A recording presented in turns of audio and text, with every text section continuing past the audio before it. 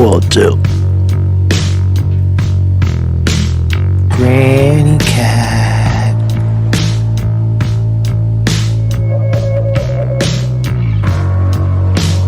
Granny cat.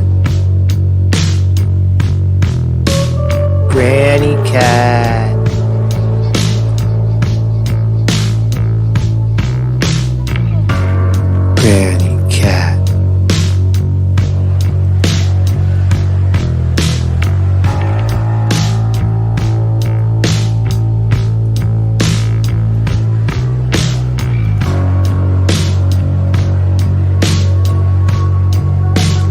Granny cat.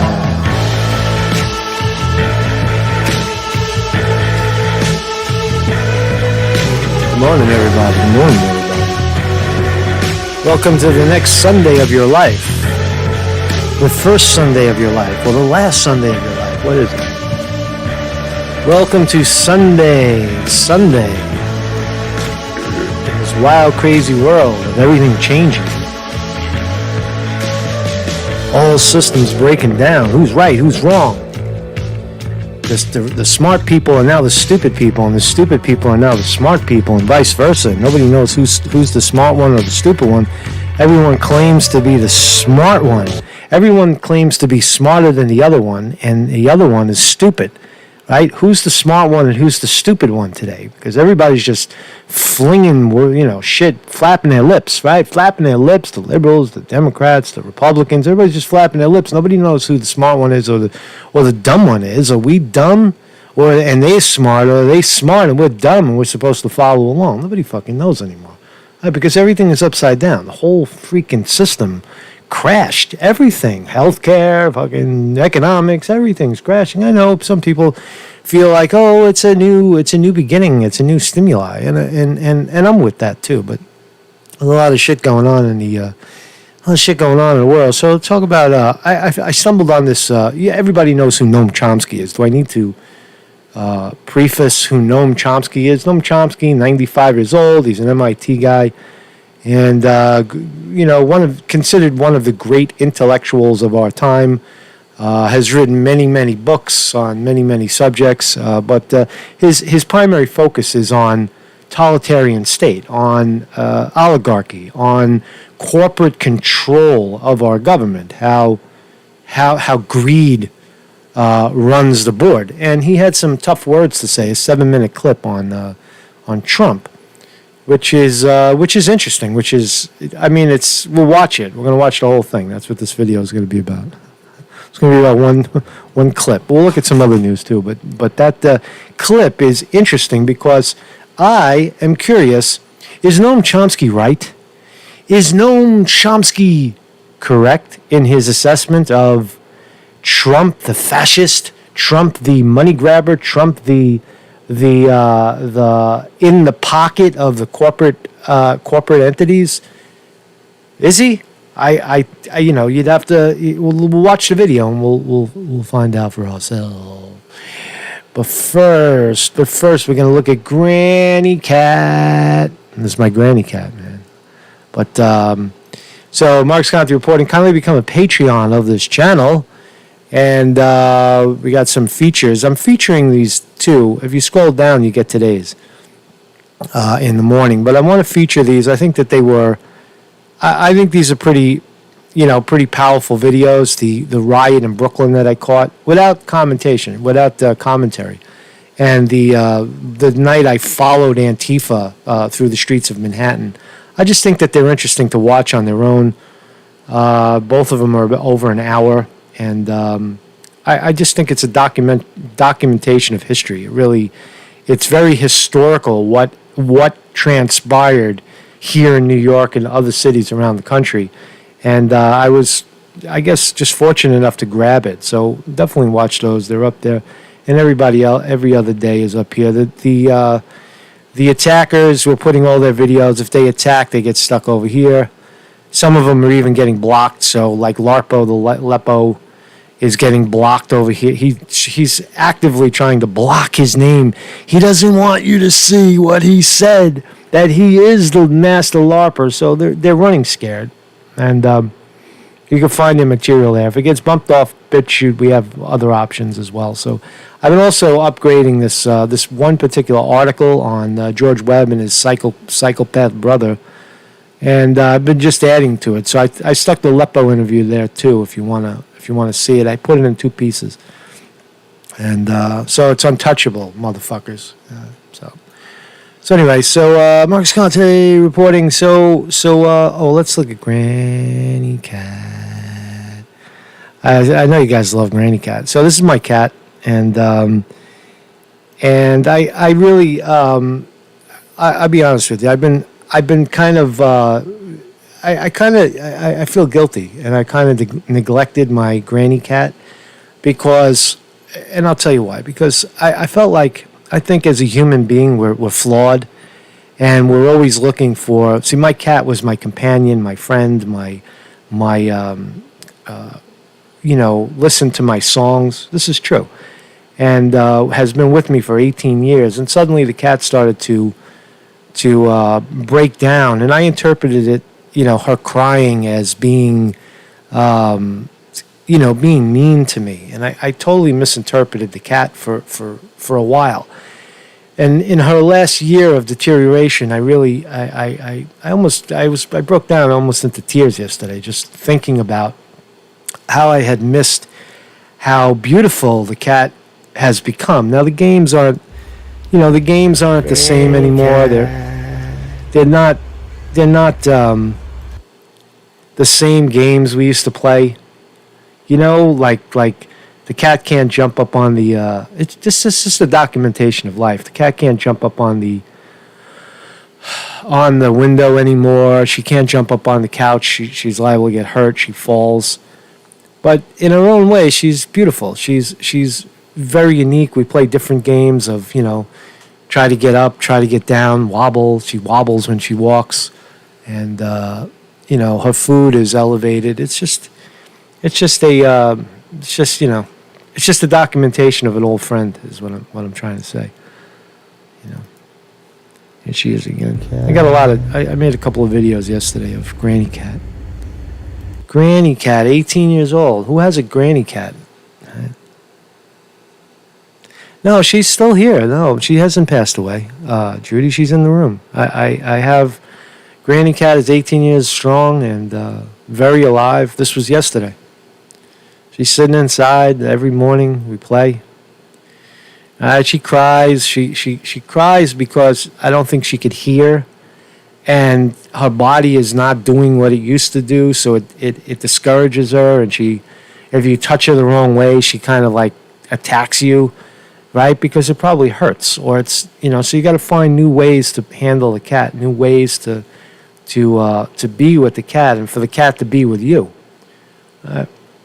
Hence the ever changing cycle of life. Right? So that's Granny Cat, man. Thanks for thanks for bearing with me while I deal with my Granny Cat. Granny Cat. That's her new name, Granny Cat. For many years, I just called her Cat. So let's jump into the stories. We're going to watch the Noam Chomsky clip, but let's look at the lunacy of our news. Yesterday, 2 days ago, a few days ago, Jeffrey Epstein's home in New York and Palm Beach are for sale. Looking for a home for sale for a combined $110 million. That's okay, right? It's affordable, right? It's affordable.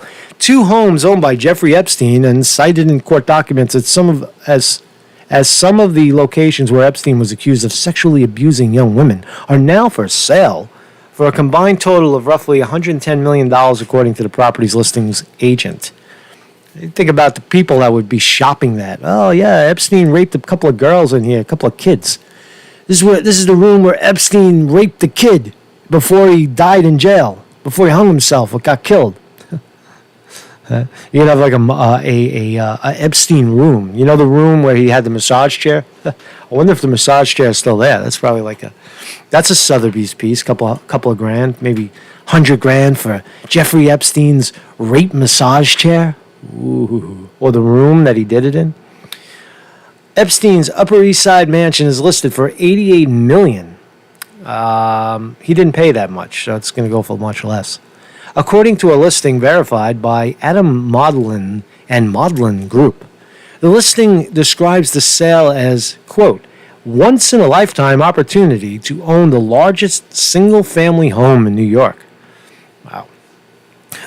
A source familiar with the listing told CNN that the property will be the biggest townhouse sale in New York City history if it sells at $88 million listing price, surpassing the $77.1 million sale last year. Ain't gonna go for no $88 million. That's bullshit. But it is interesting. There's a lot of relics in there. I wonder if the painting, the whack painting of Bill Clinton in a dress and high heels, which you see under the staircase, I wonder if that's still in there.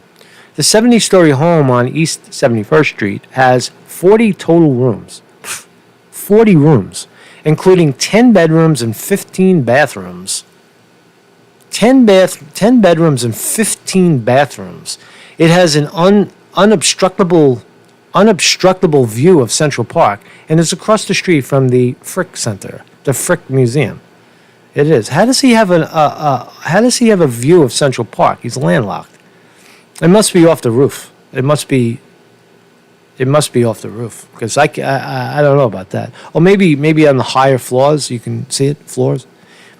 This historical landmark could easily present itself as a Palestinian consulate, embassy, foundation, or a museum to once again house some of the world's greatest works of art.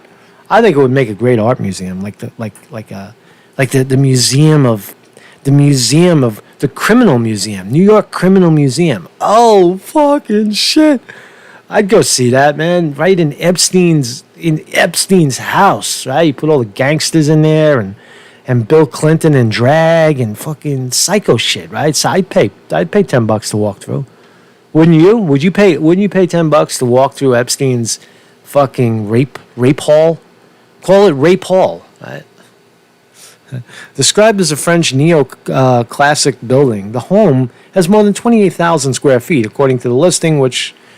So anyway, in Palm Beach, he's trying to get 21.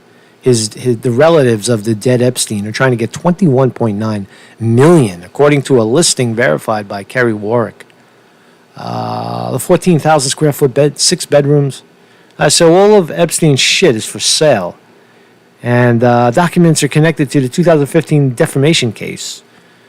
Oh, la la li lo li lo. And there's the Jasleen Maxwell, who's sitting in jail right now here in Brooklyn, New York, waiting for her trial. So if you want to buy a house, $110 million, a couple of homes. This is pretty whack, right? Large apex predator on the loose turns out to be a stuffed toy. This is funny, right? So a guy, right? Somebody calls in, sees this, sends this picture in for emergency, right? And what do you see? You see a fucking crazy ass, like a mountain lion or a fucking big ass black lion, right, from a distance.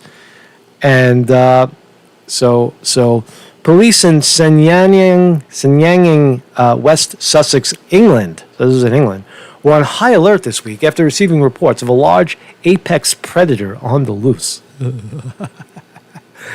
Wow, that's a LARP right there. Right? That's fucking LARPers should take note, man. See, this is funny, right? See, this doesn't hurt anybody. This is just yanking the crank of the establishment, leaving regular people alone. Instead of, you see the difference when you lie about people and you make up shit about people and you hurt people that don't deserve it or don't want it or don't give a fucking rat's ass about you. That's different, right? But when you attack, like when you make a spoof like this is pretty funny, right? It is. But instead of a wild cat, police found a large stuffed jaguar lounging on a park bench. Reports of a large apex predator in the Stanying area turned out to be true. It may be a stuffed toy, but the attending officers didn't necessarily know that at first. The police department noted on Twitter. In New York, they would shoot the fucker, right? They'd see it and shoot at it. They'd fucking blast at it, and then go over there and find out that it's a toy. Anyway, it's pretty funny, right? So one more piece, and we'll watch Noam Chomsky together. So De Blasio rips Yankees for allowing Trump to throw the first pitch at Yankee Stadium. This plays into also Noam Chomsky, the, I guess, for lack of a better term, a liberal, a leftist, also bashing Trump with remarkable clarity in his mind, how Trump is a fascist, and not really a fascist, but he defines it differently in the end. But how Trump is so one with corporatization, and is is detrimental to the country and the world because of it, because he's co-signing, because he's running side by side with corporations. And there I would agree with him. But where I would disagree, obviously, is what are the alternatives? Switch out for a Joe Biden, who's a functioning, senile man who has no real thoughts of his own. Spent 8 years behind Obama. Yes, Obama. Yes, Obama. Has no idea how to lead. He's not a leader. He's just an echo chamber. He's an echo chamber of the rich. And Trump is sort of an echo chamber of the rich as well. But anyway, those are the things that Chomsky's going to talk about. But nonetheless, Bill de Blasio, who was adamant, standing on stage, wanted to replace Donald Trump as president, says that the Yankees, he rips the Yankees for allowing Trump to throw the first pitch at Yankee Stadium. President of the United States is not allowed, according to de Blasio, to throw the first pitch at Yankee Stadium. So President Trump's not fit for pinstripes, according to Mayor Bill de Blasio. The mayor slammed the New York Yankees for inviting, quote, hatred to your pitcher's mound. Ooh. Oh, those are fighting words right there, man. By allowing President Trump to throw out the first pitch at Yankee Stadium next month. Quote, after condemning racism, the next step isn't inviting it to your pitcher's mound, de Blasio tweeted Saturday. That's sick. That's sick. That's sick. After condemning racism, like Trump's the racist, and we're correct. See what I'm saying about who's right, who's wrong? There's so many black racists in the world, in this country. There's so many white racists in the world, in this country. There's racists everywhere. There's people that are also separatists. It's not necessarily that they don't like you. They just want to be without you. That's not necessarily racism. Separatism and racism, I think, are two different things. When blacks live in the projects together, or blacks take over a municipality, like, I don't know, traffic violations, writing tickets in the city, and they're all black. That's not necessarily. And then you're Mr. White Guy, try to go in there and work with them or live with them in the projects or work side by side with them. Then you become you realize the strength of their racism, that they don't necessarily like you, and you can call that racism, or you could just call it separatism, where we don't really care for you, and we'd rather be with ourselves, right? Because Black Lives Matter, right? And you follow what I'm saying, right? So who is the racist? Who's the racist here? Is it de Blasio? Yeah, he is, because he's calling out Trump. Trump just wants to throw the fucking pitch at Yankee Stadium. So to the execs, quote, to the execs that have aligned with hatred, you are on the wrong side of history and morality, says Bill de Blasio. The mayor, meanwhile, praised Yankees and Washington National players who knelt in solidarity with Black Lives Matter. Black Lives Matter. Black Lives Matter. What do we want? Justice. When do we want it? Now. It's like an echo chamber. Before the national anthem was played on opening day earlier this week, Trump said he plans to throw out the first pitch in front of a virtually empty stadium in the Bronx when the Yankees take on their arch rivals and the mayor's favorite team, the Boston Red Sox, on August 15. So we got to definitely watch that first pitch. The first pitch, Trump's Mount visit, will mark the first time he's participated in the long-held presidential tradition. Long-held presidential tradition. He's the president, and de Blasio says he's fucked up for doing it. What an idiot. What an idiot. Ask me why I want to get out of New York City. There you go. They say, how's the crowd going to be? This is Trump. How's the crowd going to be? And, it's like you don't have a crowd. There was no such thing. No such thing. It's going to be interesting, Trump predicted Thursday. So, ridiculous, right? Fucking ridiculous. And to jump on the bandwagon, the other racists here, the Bronx Borough President Ruben Diaz Jr. slams Yankees for inviting Trump to throw the first pitch. He's a fucking racist. He's a fucking racist. Where's your blackness, man? Stick up for the blacks. You gotta stick up for the blacks. Trump's white. He's racist. He's rich. Bronx Borough President Ruben Diaz Jr. slammed the Yankees organization Friday for inviting President Trump to throw the ceremonial first pitch at Yankee Stadium on August 15. Diaz accused the Yankees of hypocrisy for claiming to care about Black Lives Matter movement and then giving a platform to Trump, who he called a white supremacist. They're fucking lunatics. Man. They're absolutely racist, race-blind lunatics, these people. On June 8th, the Yankees released a statement. Now, that's not to say that Noam Chomsky's a racist or a lunatic. I don't think so at all. I think he's just a little misguided in certain things, which we're going to find out. On June 8th, the Yankees released a statement that in part read, Black Lives Matter. Black Lives Matter. The New York Yankees condemned racism, prejudice, and injustice in all forms, Diaz in a statement said on Friday. But by inviting President Trump to throw out the first pitch, they are blatantly demonstrating that their pronouncements are cynical and devoid of genuine meaning. Perhaps, in fact, the words Black Lives Matter should now also be painted on the street outside of Yankee Stadium, the same as Trump Tower. So they're out of their fucking minds. They're out of their fucking minds. And now they're going to try to... Diaz, who is term limited and who passed on running for mayor in 2021. Who the fuck is this guy? Nobody would vote for this guy. Guy's a moron. I will predict that the next mayor of New York City will be a Giuliani type, will be an enforcement type of mayor, a strong man.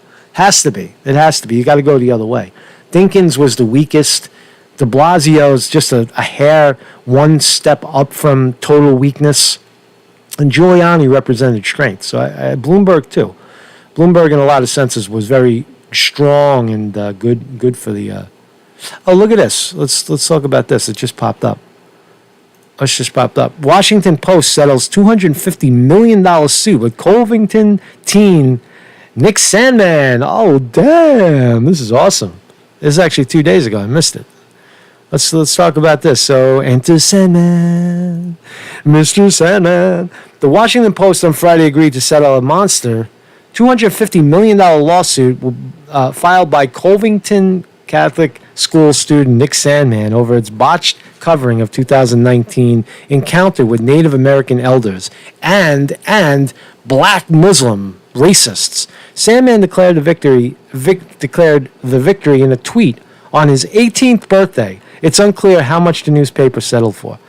I filed a $250 million defamation lawsuit against the New York Post. Today I turned 18 and Washington Post settled my lawsuit. Oh, man. That's fucking awesome, man. That's really awesome. This kid won. Thanks to Todd McMuthra. It's the teen's second win in a whopping $800 million defamation battle against a number of newspaper outlets, including the Washington Post, CNN, ABC, CBS, The Guardian, The Hill, and NBC. CNN agreed to settle with Sandman in January with this year as part of a separate $275 million claim. All right, so this kid, forget about the numbers. He's got cash. Mr. Sandman on his 18th birthday is loaded. And does he deserve it? Yeah, he fucking deserves it. You remember this shit, man? This shit was ridiculous. I had a bunch of kids having fun at the Lincoln Monument in Washington, getting accused of being racist.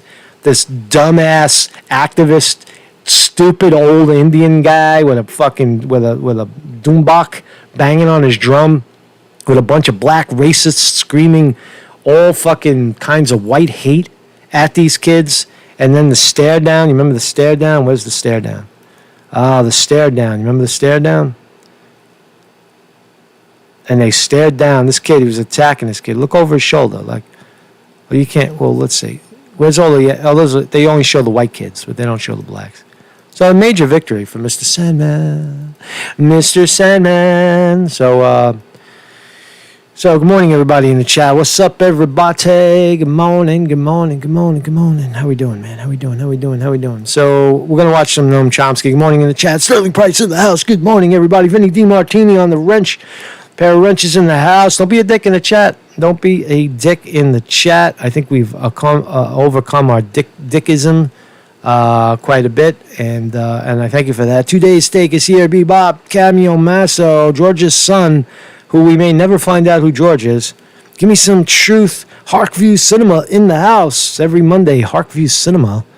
John Perry Barlow Declaration. My friend John, what's up, John? In the house. Judy Zimshad, MB Boyak, Mr. JK, Rochelle Sevier, Nick Purvis. What's up, Nick? Haven't seen you in a while. Nick Purvis in the house.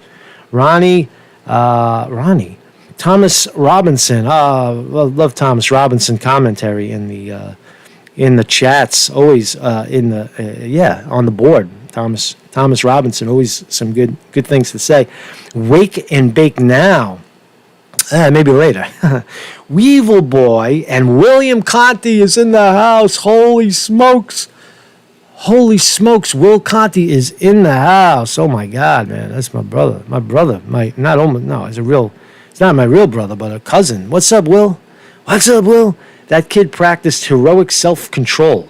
This is Will Conte. If it were me, I would have beaten him senseless. My brother. It's my cousin, Will. It's my cousin, Billy. What's up, Bill? Good to see you in there, man. Thank you, Bill. Thank you for joining us, Bill. And what else we got here? So this is Noam Chomsky. This is Mr. Noam Chomsky. Now, Mr. Noam Chomsky, he's 95. How old is Noam Chomsky? How old? Let's be correct. Noam Chomsky.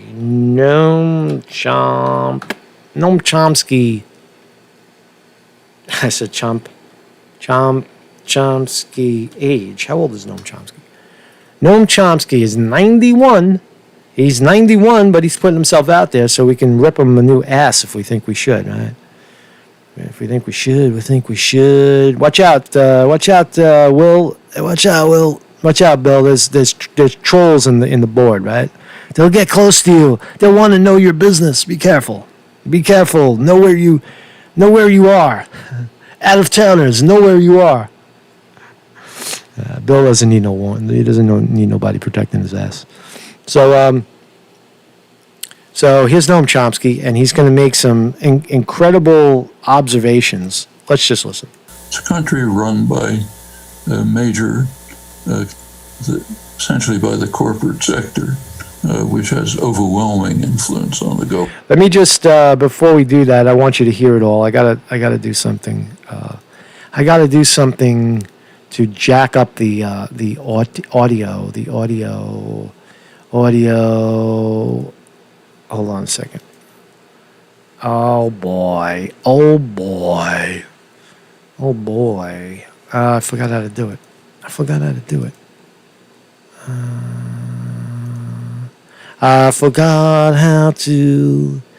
forgot. Oh, here it is. I'm sorry.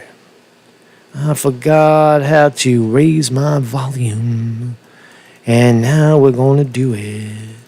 I just want to raise the screen volume. There's probably an easier way to do this, but I don't know what it is. I just do it. I just click through so you can hear more of Mr. Chomsky, because it's 7 minutes. You don't want to be straining to hear it. That should do it. And let's hear it. Let's hear Noam. It's a country run by essentially by the corporate sector, which has overwhelming influence on the government. So right there, this country is run by the corporate sector who has overwhelming control of the country. That frames the whole discussion. Is it true? Is our country run by corporate trolls that control the country? Is it controlled by the corporate sector? I think he's right. I think he's accurate in saying that. It's a country run by major, essentially by the corporate sector, which has overwhelming influence on the government. And what you describe is quite correct. It's kind of symbolized by the richest man in the world, Jeff Bezos, who made $13 billion in a single day. They're just running wild, using the Trump and the administration are using the cover of the pandemic to increase their dedication to enriching the very rich and the corporate sector, who are, of course, eating it up. They love it. So he's accusing Trump of catering to the corporate sector, who is enriching themselves at the expense of everyone else. And he also says, under the cover of pandemic. Under the cover of pandemic. Is he right so far? Shockingly, yes, he is. How could you deny that? Does Trump play into every single nuisance of corporate America? The Jeff Bezoses of the world, the virus pushers, the computer people, the military-industrial complex. Yeah, he does. Mentioned military industry. That's another example of it. Sure, that's you might regard it as a last-ditch effort to try to impose the maximal rule of extreme wealth and corporate power, running parallel to the Mitch McConnell, Trump campaign to pack the judiciary top to bottom with young, ultra-right Federalist Society lawyers who will be able to make sure that no matter what the public wants, nothing but their ultra-reactionary policies will ever be able to be implemented for at least a generation. So he accuses Trump of stacking the courts, where the corporate, because Trump is in the pocket of the corporations, because Trump is siding. Now, what is the alternative? I'm not saying that this is not a discussion, vote Trump out and vote for Biden. That's not what this is at all. Don't misinterpret it. Don't misinterpret it as that. Don't misinterpret it as left or right. It's just he's stating the facts that Trump, in a sense, is in the pocket of corporate America, and because he's he's the executive branch, he's the leader of the executive branch, he's also in a position to stack the federal government with judges, as he said, young, right-leaning judges who will cater to the whims of the corporations at the expense of the people, to set it up in a way where the people's voice is absolutely, unequivocally silenced in favor of the corporate decision. Is that true? Yeah, it is, because if that's who Trump is, if we agree that Trump is a billionaire catering to the billionaire class and not the people, then Chomsky's assertion would be correct. Right? It would be correct. They're running on all stops to try to maintain what they've succeeded in largely getting through the neoliberal period, the last 40 years. Enormous concentration of wealth, concentration of political power, general population stagnating, declining, even to the point where there's an increase in mortality in the last few years among working age people, white working age men, and mostly men, some women. Nothing like this happens in functioning developed societies. The Republicans know very well that they're a minority party. Trump, in fact, pointed out not long ago that if there were fair elections, the Republicans would never win a political office. The country is basically, for a long time, has been pretty much a one-party state, a business party, two factions. They've changed over time. The last several decades, pretty much since Gingrich, and extensively since McConnell, the Republicans have just gone off the spectrum, off the political spectrum. If you look at international rankings, they're ranked alongside the European parties with neo-fascist backgrounds. Political analysts, serious political analysts. So now he's going into the area of neo-fascist / fascism, and can someone put that that sign on Trump? Is Trump the fascist? No, I don't agree, and this is where I would agree with Chomsky. So far I agree with a lot of what he's saying. I think that it's naive to blame Trump per se. Trump is the symptom. Trump is not the disease. Trump is the manifestation, the final straw, the tip of the pyramid in terms of greed run amok.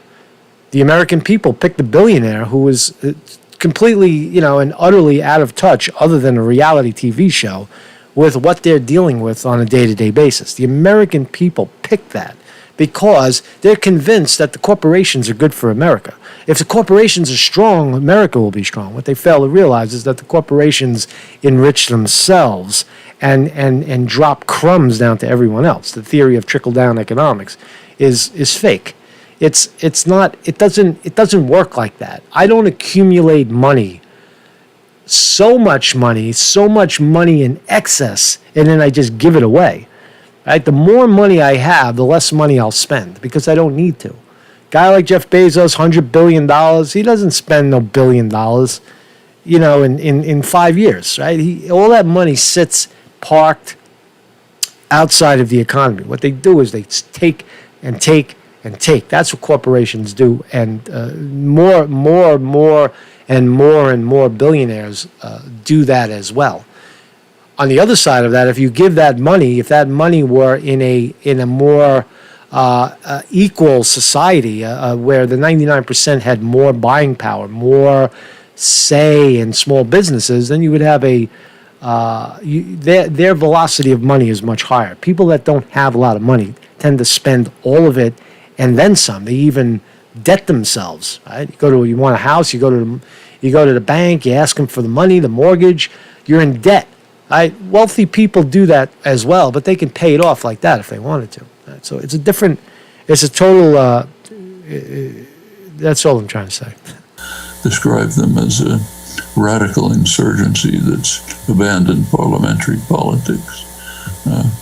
We talked a couple days ago with Greg Palast, whose very interesting work has shown the extent to which they're desperately trying to purge electoralists to prevent the wrong people from voting, so somehow they can hang on.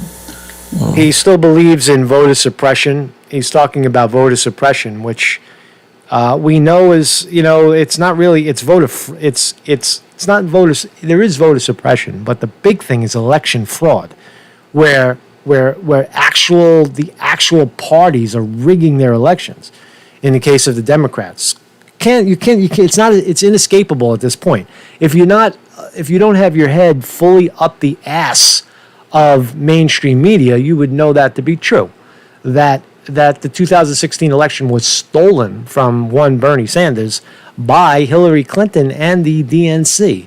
Right? The DNC and Hillary Clinton's campaign basically took over the deciding agency, which is the DNC. It was supposed to be fair and free and fair. We don't have fair elections.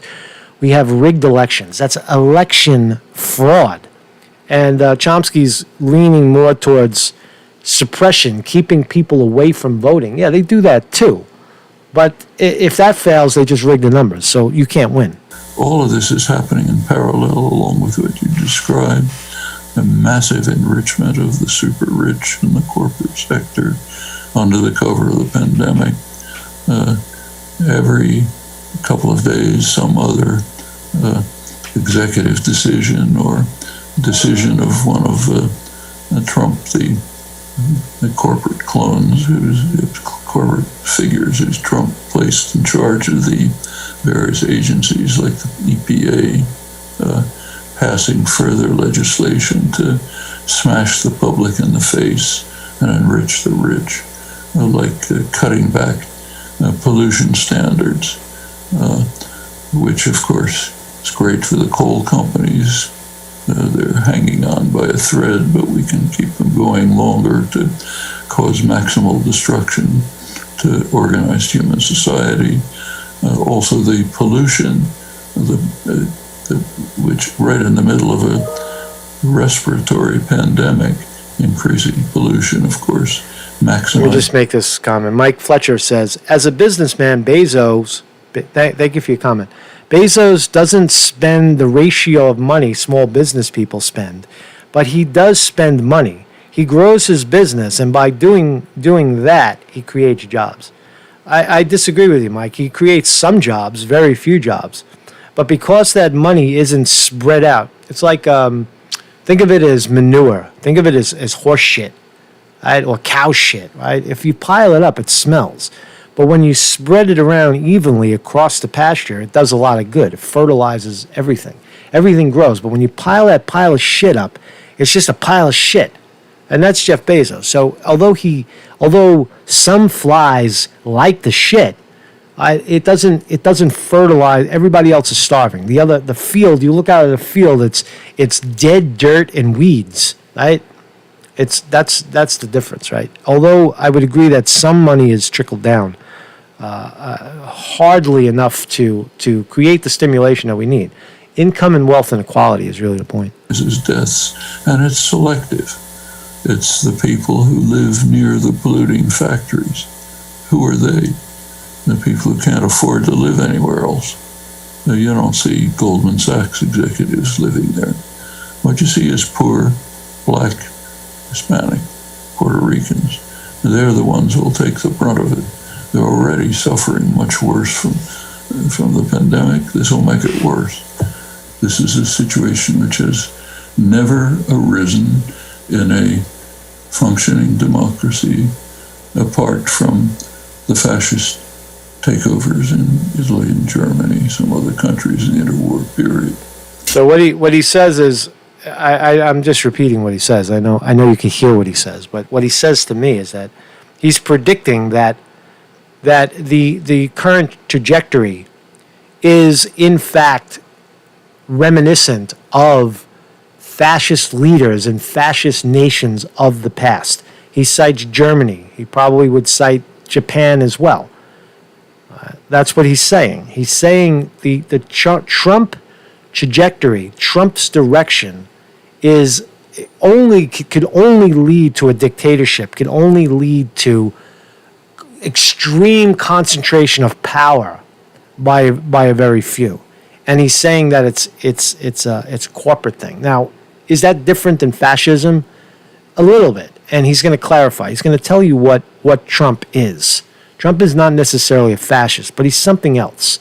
He represents he represents leadership of a different type, and it's interesting the way he puts it. Is he an old Santa Claus? Is he senile? You could say that. I don't know. I think he's been spot on his whole life. He's not saying anything different than he's always said. Chomsky. Does he live in the real world? Does he use a colloquial language? I agree. I've always liked Noam Chomsky. He says some stupid things, but none of us are perfect. Who's perfect? Who's fucking perfect? Come on. Trump is sometimes, even by experts on the topic, called moving towards fascism. I think, frankly, that gives him much too much credit. Fascism was a serious ideology. I think it's well beyond his ken or concern. This is more like a minor dictator in a small country that's subjected to military coups over the years. There's no conception of introducing real fascist ideology. In fact, in some ways, we're almost the opposite of it. The fascist systems were based on the principle that the powerful state, and under the leadership of the ruling party and the maximal leader, should basically control everything. They should run and control the society, including the business community. We're almost the opposite. It's the business community controlling the government. See the difference?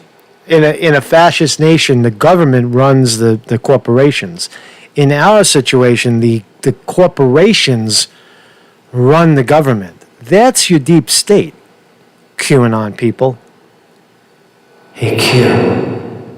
For about 2 years, 3 years, I've been telling you that the deep state is not the fucking CIA and the FBI. The deep state is what Noam Chomsky just told you, is the corporations who run government. Guys like Lloyd Blankfein, guys like Jamie Price. Right? These are the leaders of these large corporations that answer to the money. And you could say, oh, those are just CEOs. There's even a level of wealth above them. Yeah, there is.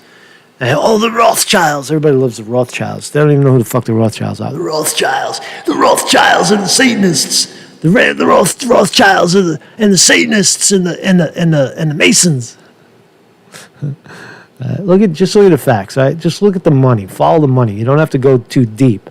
Guys like Jeff Bezos, billions and billions of dollars, they like Trump. Trump is one of them. Trump sits in the White House jerking off, thinking one day he'll be Jeff Bezos. Right? That's how sick Trump is. Trump has power, but Trump wants money, right? Because that's the mentality. No, I mean that's a stretch, but I think that's who you are, as a person. I think that's who Trump is as a person. He's a rich guy, and he's an actor, and he knows how to connect with regular people. I mean, I think that's his hobby.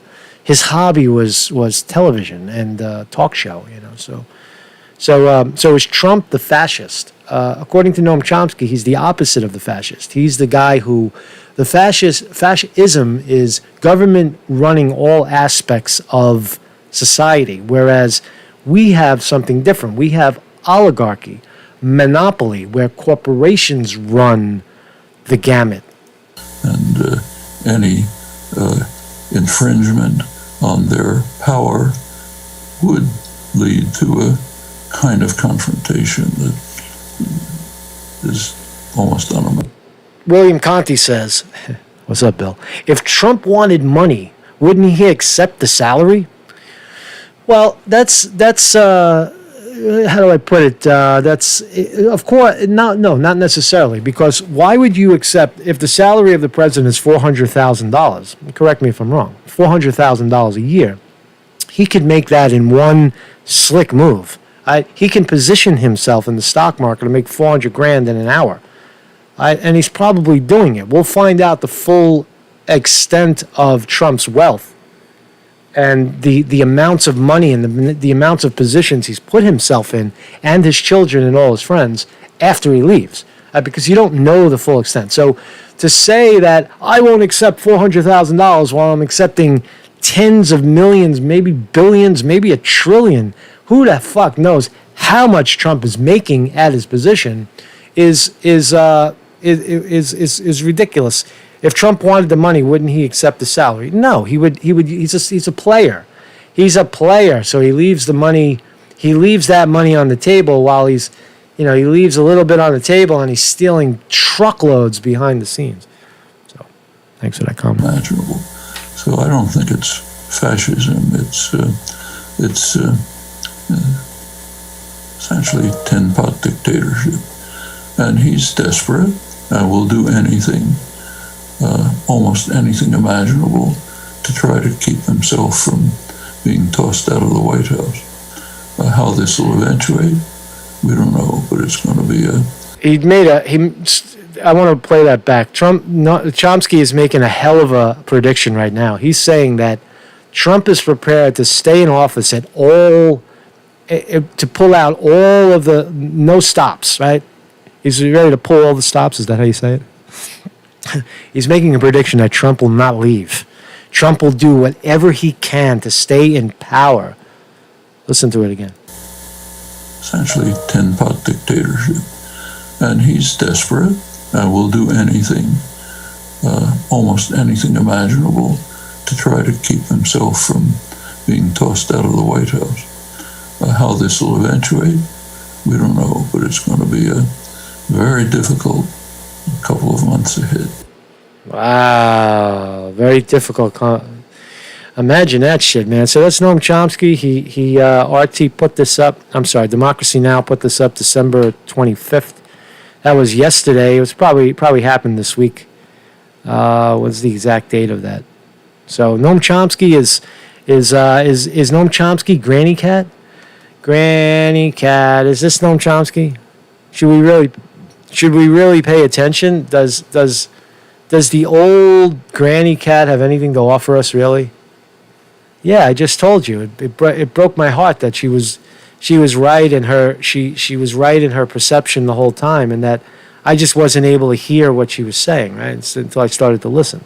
I started to sit with the cat, and I realized that she wasn't the same anymore. She had become her circumstances had changed, and she was crying out to be heard, and I wasn't able to hear it, and it hurt me when I realized what I was doing, and so I love Granny Cat just like I love Noam Chomsky. Do I agree with everything that Mr. Chomsky has said here? What the hell is that all about? Oh, that's the end of my video? Is that the end of my video? I don't know where I am. Where am I? Where the hell am I? Where the hell am I? Oh, shit. Oh, shit. I fucked up, man. I fucked up. Oh, I stopped the video. That's why. Let's see. Granny Cat, just like... Oh, Granny Cat. I'm having a little bit of technical problem here. So anyway, man. So Mark Conte reporting. Thank you all for joining me. And I'll put up more Granny Cat as we go along, man, because I really love my Granny Cat. Granny Cat. It's interesting too about aging. Sometimes you think to yourself like you know the end is near. I mean, Granny Cat maybe will live another year if she's lucky, maybe 2 years. I mean, she's 18, and it makes you wonder. It makes you wonder about our, how precious life is, and you have to catch it. You got to catch that lightning in a bottle while it's there, and realize how special. That cat has taught me so much about life. Cat's been with me 20 years, 18 years. I don't know how many girlfriends, 10 girlfriends, 26 different apartments. Through everything, the cat's there. Every song I ever wrote, in every apartment I've ever been in, the cat's always there. The cat. I can't have the cat in the room now because she screams, and it's if you don't give her undivided attention, then that's all you're going to hear is the cat screaming. So that's why she's not on the. That's why she's not in there. That's why she's not in there. Oh yes, thank you everybody for joining me, man. Mark Conte reporting. Peace, everybody. Have a great day.